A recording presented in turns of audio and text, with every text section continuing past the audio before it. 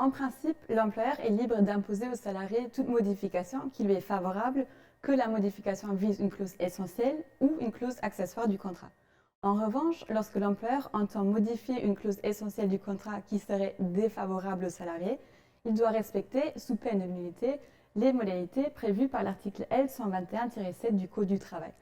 Cette procédure ne s'applique qu'à la double condition que la modification porte d'abord sur une clause essentielle du contrat et, deuxièmement, soit défavorable pour le salarié concerné. Une clause essentielle fait référence à un élément qui avait été déterminant pour le salarié à la conclusion du contrat de travail et, de manière générale, les fonctions, la rémunération et la durée de travail sont considérées comme des clauses essentielles du contrat. Une modification est dite défavorable si elle engendre un désavantage objectif pour le salarié et il ne suffit pas que le salarié ressente subjectivement le changement opéré comme préjudiciable.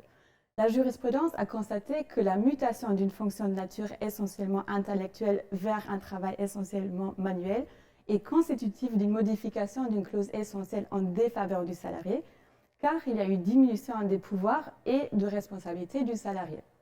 En ce qui concerne le déplacement du lieu de travail du salarié, il faut faire attention aux dispositions du contrat de travail.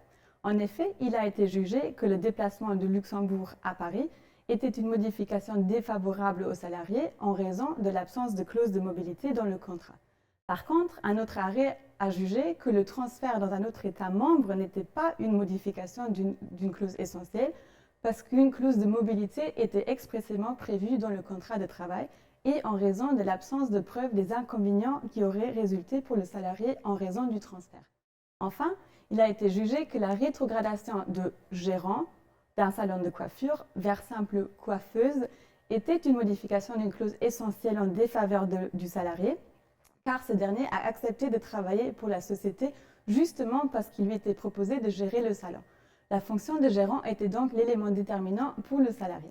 La procédure de modification unilatérale d'une clause essentielle du contrat de travail au détriment du salarié peut être utilisée par l'employeur comme une alternative au licenciement.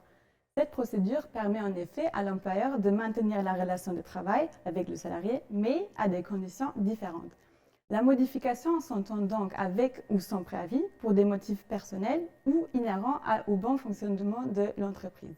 Ainsi, selon le motif envisagé, l'employeur devra respecter une procédure similaire à celle du licenciement avec préavis ou une procédure similaire à celle d'un licenciement avec effet immédiat.